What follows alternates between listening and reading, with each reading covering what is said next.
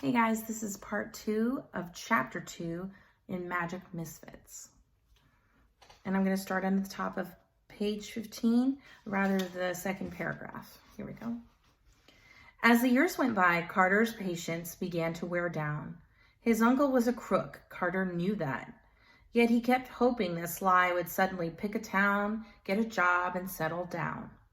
Perhaps it was a slim hope, maybe even an impossible hope, but hope was one of the few things Carter had in his possession. At least until a particularly brisk spring night. "See that man over there?" Uncle Sly whispered to Carter. "I want you to go over and nick his watch." The word nick, while usually a man's name, can also mean steal. "How many times have I told you?" Carter said. "I don't steal." He'd come up with this rule years ago when he'd figured out what his uncle really did. He promised himself that he'd never be like his uncle. No matter what, it had been Carter's code ever since. "You little," Uncle Sly growled as he grabbed Carter roughly by his shirt. A cop appeared walking down the street twirling his baton.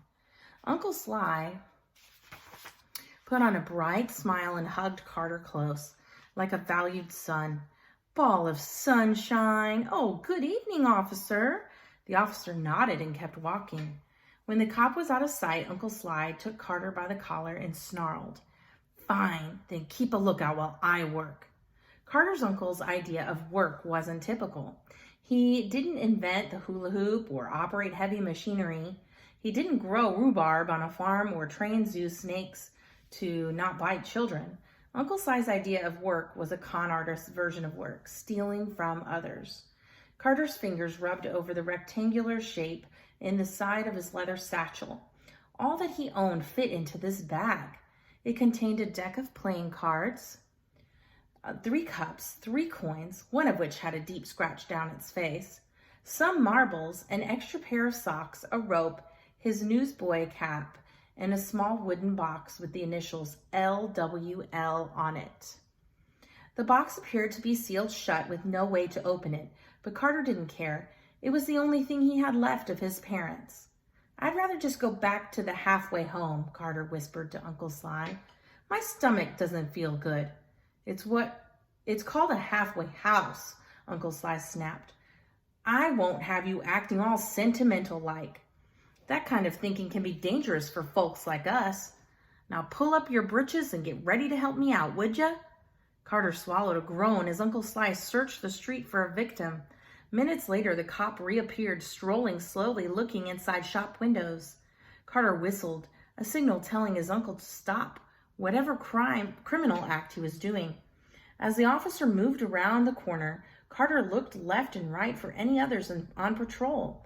When the coast was clear, he gave Uncle Sly a nod. Uncle Sly ducked into the mouth of an alleyway and spoke to strangers who were passing by. "Hey, check this out. See how easy it is to win? Step right up. I have an easy enough game for you. Double your money in a single minute. It's as easy as 1, 2, 3. The strangers must have liked hearing the words easy so many times because they stopped at Uncle Sly's folding table. Carter preferred Uncle Sly while he worked. When his uncle ran a racket, not a racket for playing tennis, mind you, but another way of saying tricking someone, he shone as brightly as a 1,000,000-watt light bulb. He became funny and charming and quick as electricity. His smile made old women blush, angry men applaud, and crabby babies ready to hand over all of their lollipops. Oh, so he's a nice guy when he's working. When Carter's uncle wasn't working, his eyes went cold and dark. Being around him then was like walking around in a pitch-black room full of hard edges. Take a wrong step and you would stub your toe so badly it'd make you cry. Carter tiptoed a lot. "Step right up, ladies and gents," Uncle Sly called from the alley.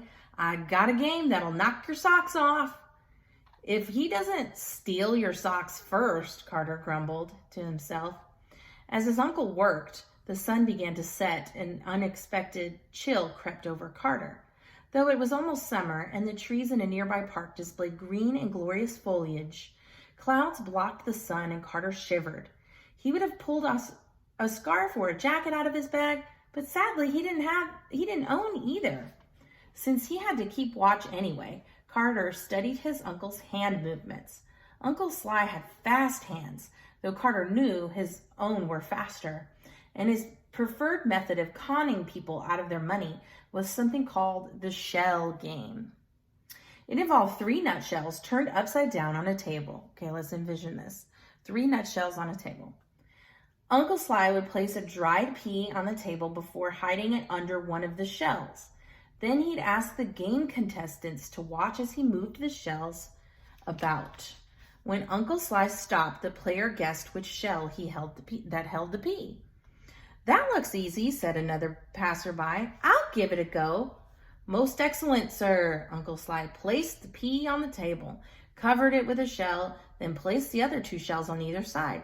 Place your bet first. "That's right.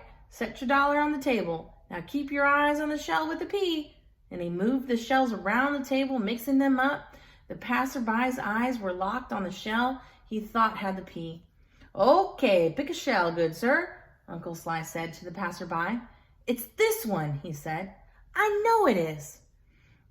I didn't take my eyes off it." Interesting choice," Uncle Sly smiled. He held his breath before the reveal. Carter shook his head. The players were never right, not unless Uncle Sly wanted them to be. This was because he had the pea stashed behind the crook of his fingers. It was all sleight of hand, a magician's skill that means using your hands quickly to move objects without anyone noticing. Carter knew sleight of hand to be a very useful skill for any magician. Most magicians would use it to pull a coin from an ear or plant a card in someone's pocket, all to earn smiles. But his uncle didn't use it to make people happy.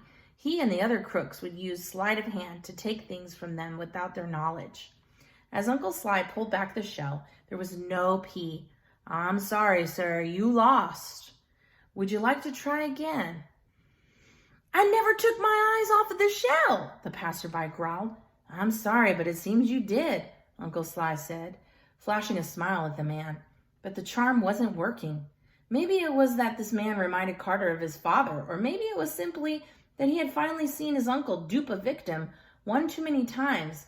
But Carter knew he'd be no better than Uncle Sly if he stood by and watched it happen again. So Carter came out from behind the corner where he'd been hiding. His uncle's eyes grew wide as Carter strolled up to the table. "It's a neat trick, isn't it?" he asked the passerby. "What are you doing, boy?" Uncle Sly snarled, his jaw tightening, a vein popping out of his forehead. That's how you can tell he's getting angry. "Helping," Carter whispered. Uncle Sly blinked as if his anger had made him go momentarily deaf. The passerby grabbed the other 2 shells and flipped them over. There was no pea. "You no good, dirty cheat," he shouted. Uncle Sly grabbed his money and the shells and dodged the man's swinging fists. Then Uncle Sly turned and ran up the alley as fast as he could. Carter took off down the street in the opposite direction, his satchel bouncing against his side. Behind them, the man shouted, "Police! That man's a thief! Someone get him!" This wasn't the first time Carter had to outrun the law, but it was the part he hated most. He hadn't done anything wrong, at least not to the passerby. Yet, if he were caught, he would still be guilty by association, so he ran. One day soon, he thought, I'm going to stop running. Maybe not today and maybe not tomorrow, but soon I'm going to stop running, settle down, and live somewhere safe. If he weren't so out of breath, Carter could have laughed. No matter what he hoped, as long as he was with Uncle Sly, he'd never have what he wanted most in the world, a home. It's heartbreaking, right? Carter walked the long way back to the halfway house where he and his uncle were staying. Looking over his shoulder, he passed through alleys, took weird turns, then backtracked, retracing his steps to see if the cops had followed. He felt nervous to face his uncle again. A harsh wind whooshed through his clothes and brushed at the satchel hanging from his shoulder. He found Uncle Sly sitting on the steps. When Uncle Sly noticed Carter approaching, he stood up and puffed out his chest like an angry ape. Carter flinched, expecting the worst, but to his surprise, his uncle said nothing, staring at him silently instead. This was scarier to Carter than whenever his uncle screamed at him. It was so unexpected. Uncle Sly turned away, letting the door almost slam in Carter's face. Carter followed, closed the door gently, and took off his shoes. His uncle left a trail of muddy footprints in the hallway. Carter cleaned them up. "Cold night, isn't it?" asked Miss Zaluski in her thick Polish accent. The always smiling old woman volunteered in the kitchen, feeding those that came through the shelter. She wore a dirty blue apron and a small sparkly diamond on a chain around her neck. "You look hungry. Would you like me to make you dinner?" she asked. "No, I'm good," Carter said. He wasn't hungry, even though he hadn't eaten since breakfast. "Rubbish," she said. "A growing boy must always eat. Come, sit down. I'll make you a grilled cheese and radish sandwich." "Grilled cheese and radish sounds perfect," Carter admitted. You see, Miss Zaluski made a mean grilled cheese and radish. Mean is usually bad, but in this circumstance, it means extremely delicious. Carter sat at the table in Miss Zaluski's quiet kitchen, enjoying the warmest, meltiest, crunchiest, and meanest sandwich he'd ever tasted. The women's outrageous stories and her smile often warmed Carter with laughter, even after a horrible day out working with his uncle. It was rare that anyone ever greeted Carter with such kindness, and he'd grown fond of her. She made him wonder about his grandparents and what a life with them might have been like. "Would you like some prune juice, dearie? I mix it with the delicious orange powder when my pipes are clogged." "I think my pipes are good," Carter giggled. Uncle Sly would never have talked with him about his pipes, and if he had, he'd never have tolerated Carter giggling about them. Carter cleared Miss Zaluski's table and washed the dishes as she told him a tale about her childhood in Poland and Russia, and then coming to America by boat. "The boat was filled with good people and crooks too. This diamond I wear belonged to my mother, and her mother before her, and her mother before her. When I came over, I hid it in a matryoshka doll. Matryoshka doll. You know, the Russian ones with the doll within a doll within a doll. This tiny diamond is all I have left to remind me of home. I used to have a home," Carter whispered. "Aw." "What's that, dearie?" Carter shook his head and said nothing. He liked when Miss Zaluski spoke of home. He didn't care if Uncle Sly thought he was being sentimental. Carter often wondered what having a real home again might feel like. Certainly, it would be better than a new bed in a new town every other week. Uncle Sly stormed into the kitchen. He sat down and put on his famous fake smile for Miss Zaluski. "Can I have some warm soup and a cup of coffee, sweetheart?" "Of course, dear," Miss Zaluski said, disappearing down into the cellar. "Let me get some more coffee beans." As soon as she was out of the earshot, Uncle Sly leaned into Carter and whispered, "Today was a mess, so I need you to step up. You're going to swipe the old broad's diamond." "I don't steal," Carter said, "and she's not an old broad. She's our friend. She's been feeding us all week." And I'm going to stop right here and show you the dolls that they were talking about. I know them as nesting dolls, but they gave it the Russian name, which I'm terrible at Russian, so I'm not going to try to read that again. Here we go. We have 3 pages left. Okay. Hang in there with me. It's a good book. "We don't have friends," his uncle spat. "Haven't I taught you anything?" "Nothing good," Carter whispered. "What was that?" Uncle Sly growled. He grabbed Carter's arm, his nails digging in, but he quickly let go as Miss Zaluski returned with a tin can. "Aw, thanks, sweetheart," he said to her. "You're the absolute tops." Uncle Sly put on quite a show for people when he wanted something. His earnest-looking smiles and overstuffed compliments fooled most people. Carter could see through it. Unfortunately, Miss Zaluski ate it up, grinning as she brewed Sly's coffee. It made Carter ill to think how easily his uncle tricked people. Like magic, smiles can warm a person's heart, but they can also be used to hide something dark and frightening. Later that night, squeaking door hinges startled Carter out of sleep, and he woke on the cold wooden floor of the single room. Though it was still dark, he watched his uncle plop down beside him, admiring a small sparkly diamond at the end of a thin chain necklace. Carter recognized it immediately. It belonged to Miss Zalewski. Carter felt sick. A rage in his stomach grew until he could no longer contain it. Before he could stop himself, he was shouting, "Why did you take that? It's one thing to trick people into shell games, but it's another to steal something so important from someone who's nice to us. Miss Zalewski doesn't deserve this. She's a good person. You don't care about anyone but yourself." Uncle Sly slipped the necklace into his pocket before flashing across the room and shoving Carter into the wall. "I raised you, took care of you, taught you everything I know, and this is how you repay me?" His uncle seethed through sour breath.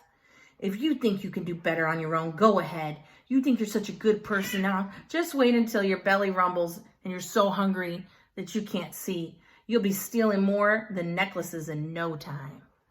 "No, I won't," Carter shouted back. He pushed his uncle away, grabbed his satchel, and ran out of the room. He was halfway down the stairs before he opened his hand to see Miss Zalewski's diamond necklace. He had lifted it from his uncle's pocket the way his uncle had lifted it from Miss Zalewski's neck. He got it back for her. Uncle Sly wasn't the only one who was good at the sleight of hand. When Carter ran into the kitchen, he found Miss Zalewski awake and frantic. "Oh, Carter," she said, "I think I lost my family diamond. It must have happened before I went to bed. Could you help me look?" "I just found it in the hallway," Carter lied. "Here it is." Miss Zalewski was so relieved that tears formed at the edges of her eyes. "Let me get you some milk and cookies." "I can't," Carter said, choking back a surge of emotion. "I'm kind of in a rush." "A rush to where?" asked Miss Zalewski. "It's still dark out." Carter ignored the question.